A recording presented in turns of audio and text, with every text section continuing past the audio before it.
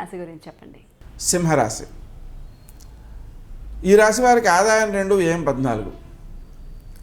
డబ్బు వేస్ట్ కాకుండా ఉండాలి కదా, అందుకని వీళ్ళు స్థిరాస్తులను పెంపొందించుకోవడం తప్పనిసరి.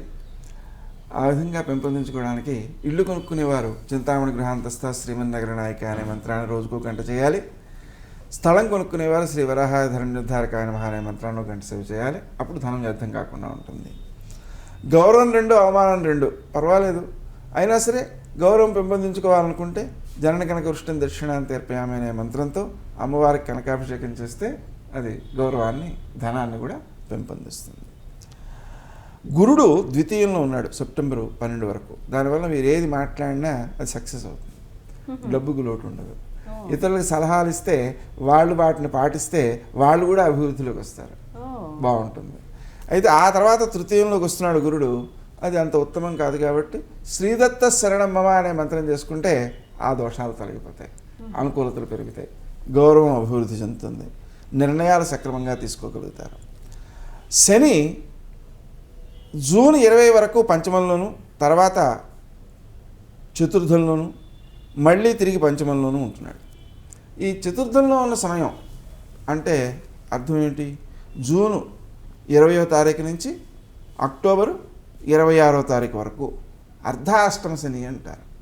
ఈ అర్ధాష్టమ శని ఉన్న సమయంలో వాహనాలకు సంబంధించిన చికాకులు, ఆహారం టైంకి తీసుకోలేకపోవడం, తద్వారా ఆరోగ్యం దెబ్బతినడం, ఉద్యోగంలో అధికార వర్గంతో కొంత అననుకూలతలు రావడం, ఇలాంటి కొన్ని దోషాలు ఉన్నాయి. ఆ దోషాలను అధిగమించడం కోసం ప్రతి శనివారం ఒక 1/2 కేజీ నల్ల నువ్వులతో శివునికి పూజ చేయాలి. వాటిని ఆవులకు పెట్టాలి, పక్షులకు కాసిన గింజలు వేయాలి, చీమలకు కాసిన నూకలు వేయాలి, ఎవరికైనా అవకాశం ఉంటే భోజనం కూడా పెట్టాలి. ఆ తర్వాత ఆ ఆవులకి నూనె ఒళ్ళంతా పసుపుతో కలిపి రాస్తే అది చాలా మంచిది. అలాగే ఈ ఉద్యోగ స్థానంలో వ్యతిరేకతలు తొలగిపోవడానికి కోసమని తప్పనిసరిగా శ్రీ రాజమాతంగే నమః అనే మంత్రాన్ని జపం చేసుకోవాలి. చేసుకుంటే ఆ దోషాన్ని వాళ్ళు అధిగమించగలుగుతారు. తర్వాత రాహుకేతువులు 1, 7 స్థానాల్లో ఉన్నారు ఆగస్టు 17 వరకు, పర్వాలేదు, మంచిదే. తర్వాత 12, 6 స్థానాల్లో ఉన్నారు. ఈ 6వ స్థానంలో ఉన్నందువలన కేతువు శత్రువులు ఇబ్బంది పెట్టకుండా కాపాడుకోగలుగుతాడు, మంచి విజయాలు లభిస్తాయి.